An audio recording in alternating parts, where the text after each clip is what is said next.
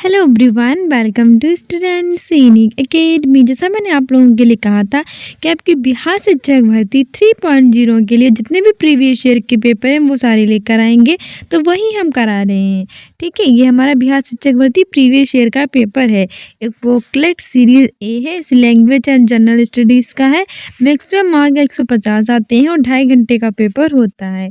ठीक है, हमारे सबसे पहले जो क्वेश्चन है वो पार्ट 1 लैंग्वेज का है।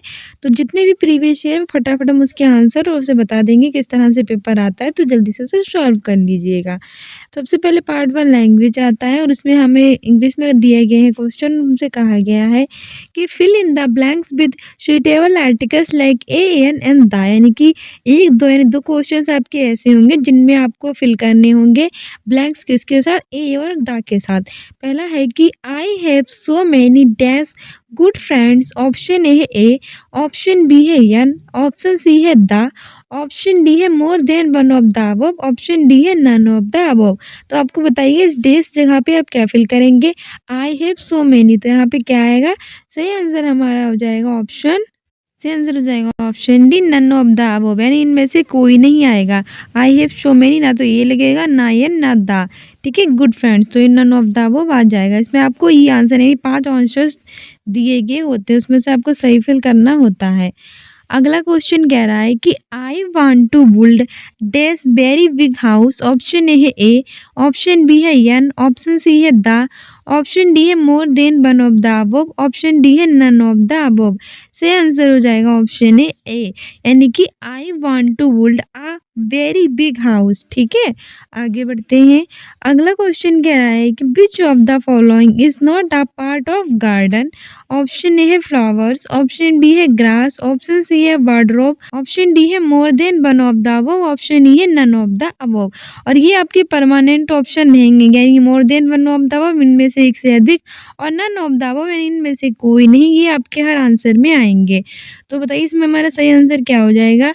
तीसरे का सही आंसर हो जाएगा ऑप्शन सी, वार्डरोब, यानी कि which of the following is not a part of garden में से पार्ट ऑफ गार्डन यानी कि हमारे बगीचे का कौन सा हिस्सा नहीं है, तो वार्डरोब नहीं होगा, जबकि फ्लावर्स और ग्रास होते हैं।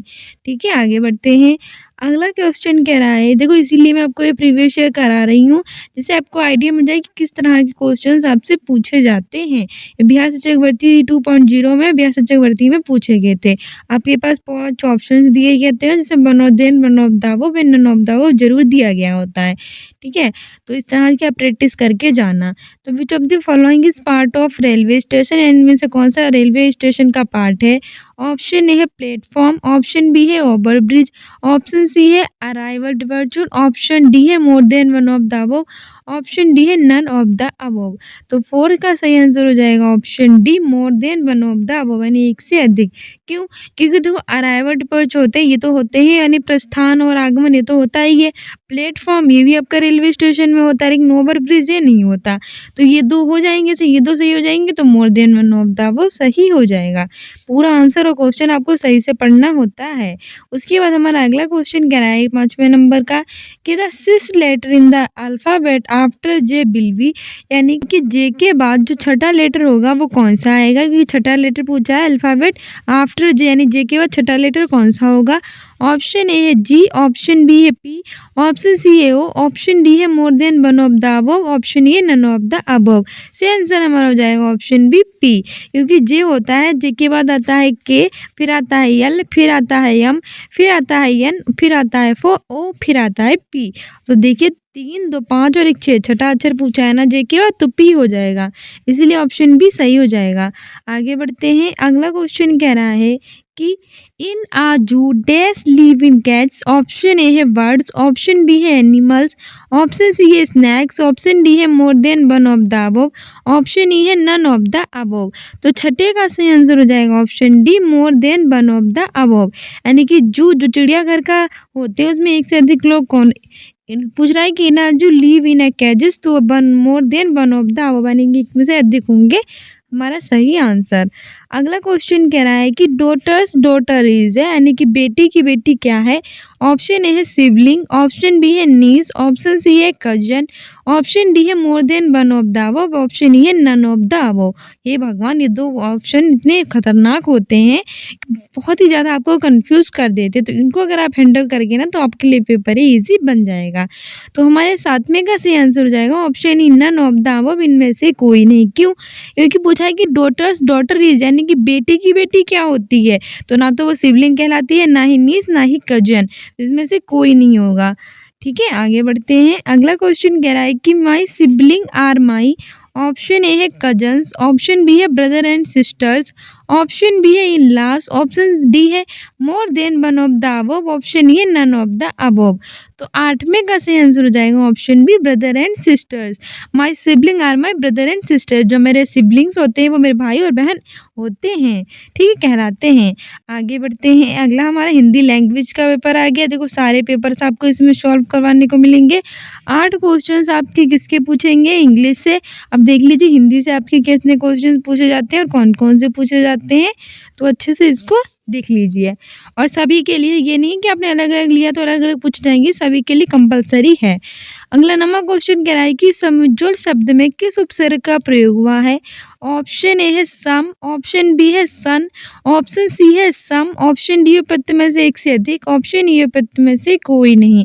तो 9वें का सही आंसर हो जाएगा ऑप्शन सी सम।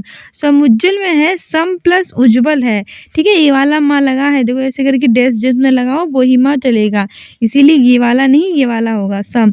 सम प्लस उज्ज्वल बराबर समुज्ज्वल होगा, ठीक है। अगला क्वेश्चन कह रहा है कि निम्नलिखित में से कौन सा शब्द आ उपसर्ग युक्त है। ऑप्शन ए है अथाह, ऑप्शन बी है अनपढ़, ऑप्शन सी है अनिष्ट, ऑप्शन डी है उपयुक्त में से एक से अधिक, ऑप्शन ई उपयुक्त में से कोई नहीं।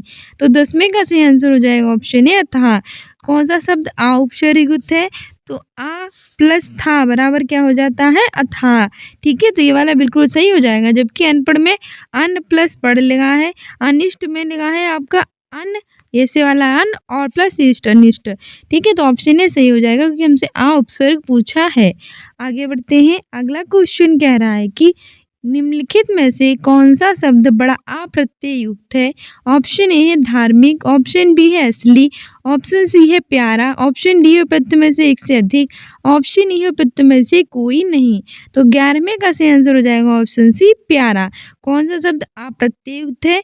तो प्यार प्लस आ बराबर हो जाएगा प्यारा। तो आ हमारा क्या है? इसमें प्रत्यय है।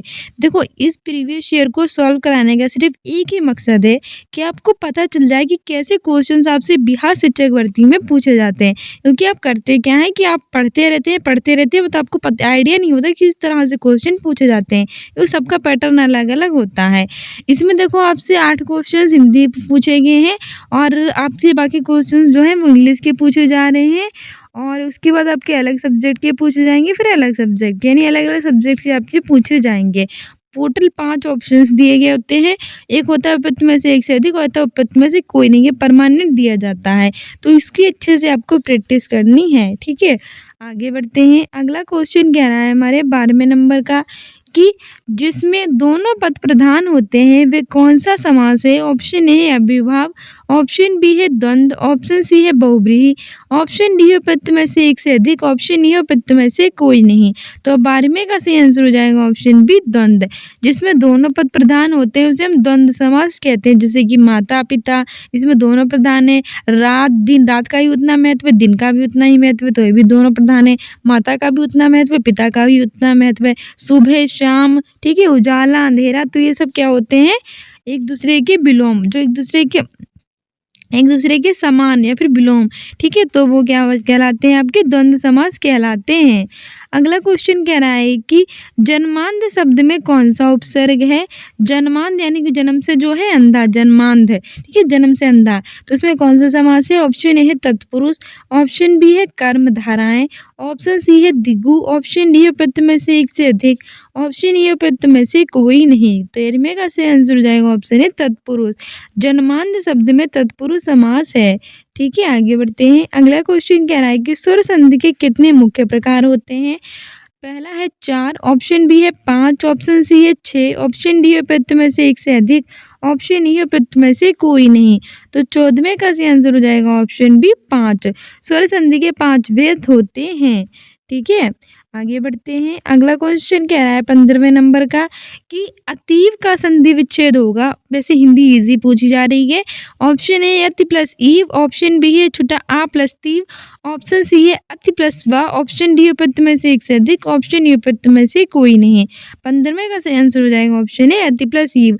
आप देख लीजिए आपके कितने क्वेश्चन सही आ रहे हैं कितने नहीं। कॉपी लेकर प्रैक्टिस आप भी कीजिए क्योंकि आपकी प्रैक्टिस के लिए ही प्रीवियस ईयर सॉल्व हो रहा है।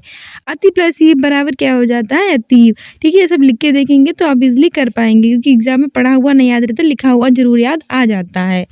अगला क्वेश्चन कह रहा है कि प्रत्युत्तर शब्द में कौन सी संधि है। ऑप्शन ए है वृद्धि संधि, ऑप्शन बी है अयाद संधि, ऑप्शन सी है यड़ संधि, ऑप्शन डी उपयुक्त में से एक से अधिक, ऑप्शन ई उपयुक्त में से कोई नहीं। तो 16वें का सही आंसर हो जाएगा ऑप्शन सी यड़ संधि। प्रत्युत्तर यानी प्रति प्लस उत्तर, इसका सही संधि होगी यड़ संधि। देखो इसमें ये लग गया है और छुटा आ गया है। जहाँ भी यह लगा हो और इससे पहले जो छुटा आ लगा हो मतलब छुट्टी वाले हाफ लगा हो तो वहाँ पे यड़ संधि होती है।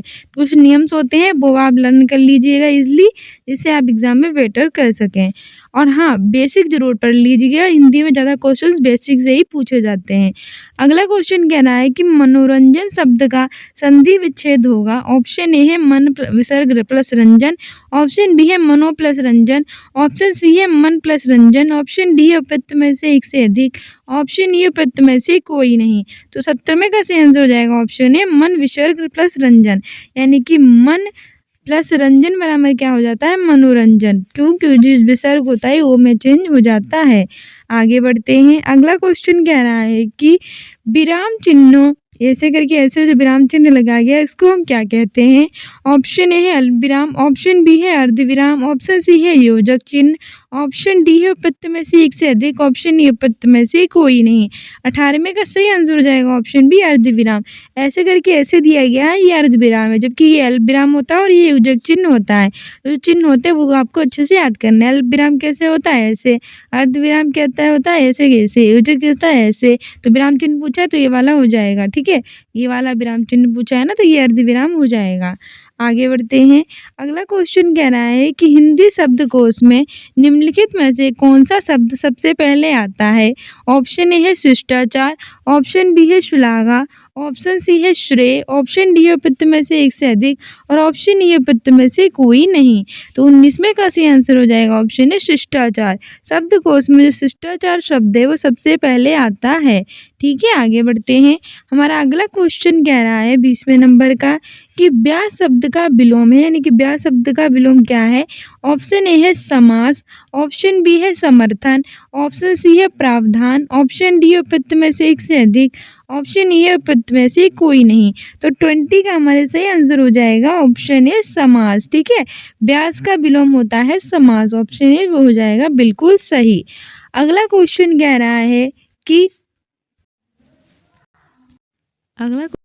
रहा है कि हिंदी में प्रचलित विदेशी भाषा और उसके शब्द का कौन सा युग्म सही नहीं है।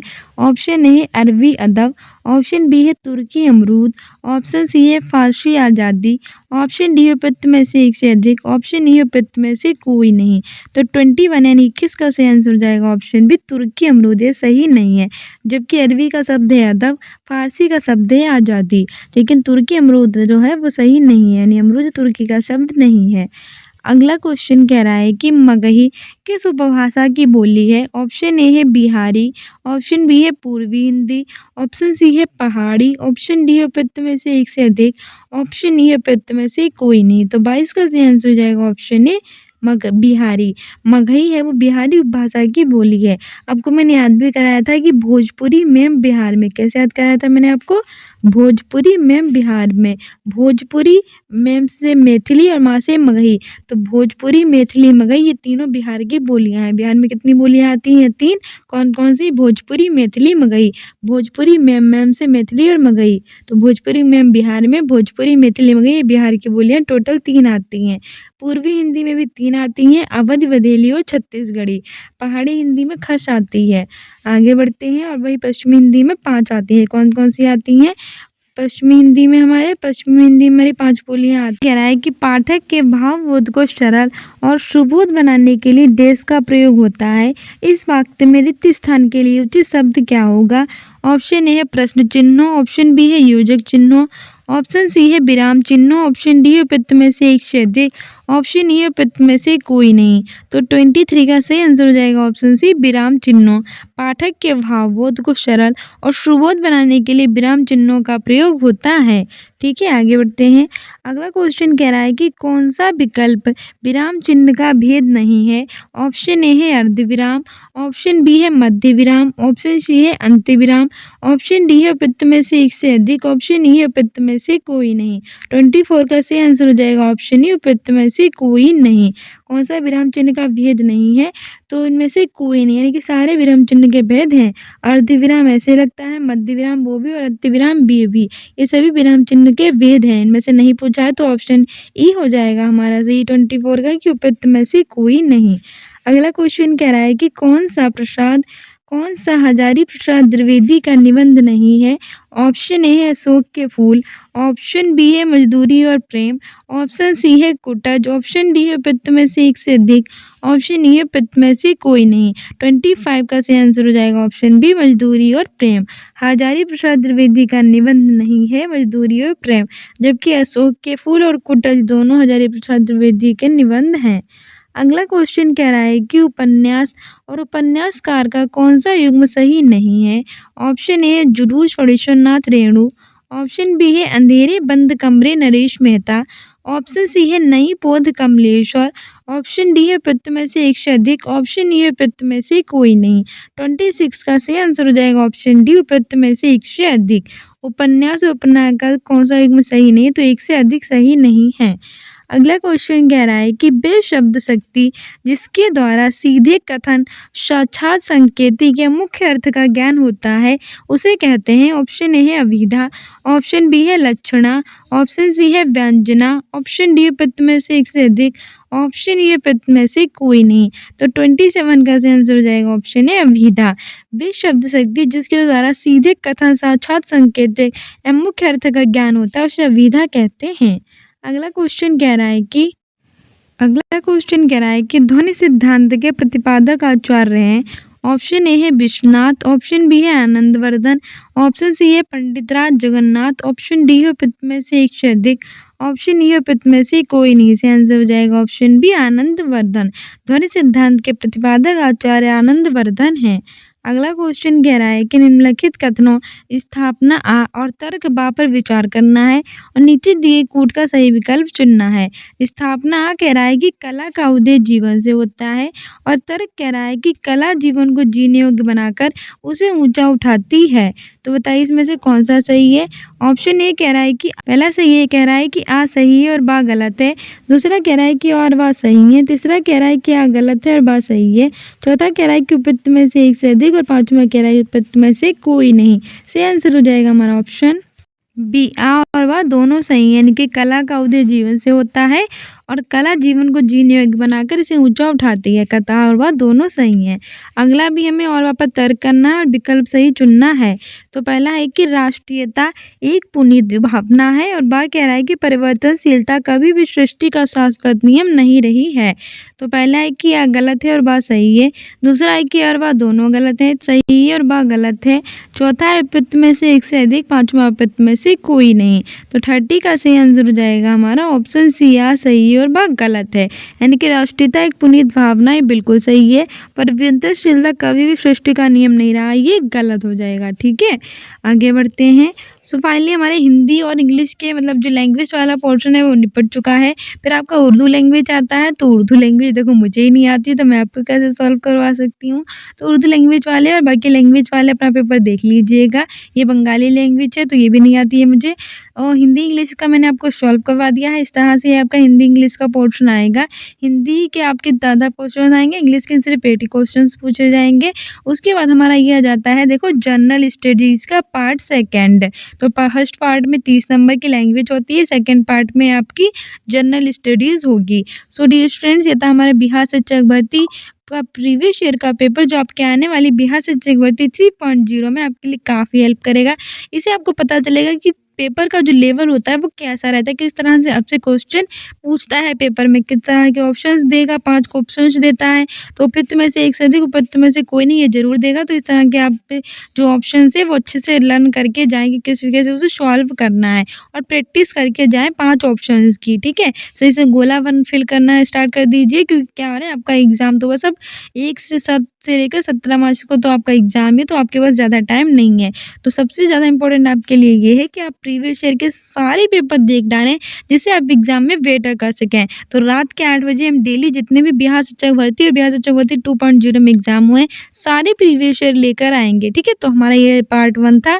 आपका लैंग्वेज स्पेशल जनरल स्टडीज़ का हम कल लेकर आएँगे। तो if you like this video then like, subscribe and share and don't forget to subscribe this channel, ठीक है? मिलते हैं नेक्स्ट वीडियो में। Keep loving, keep watching, keep sharing. Thank you, bye. शादी स्टूडेंट्स इन अकेडमी को Instagram, Facebook पर भी follow कर लीजिए अपने एग्जाम में बेटर करने के लिए। सुबह 10 बजे करंट अफेयर देखा कीजिए, कम्युनिटी पोस्ट में आंसर दिया कीजिए। मिलते हैं नेक्स्ट वीडियो में, बाय।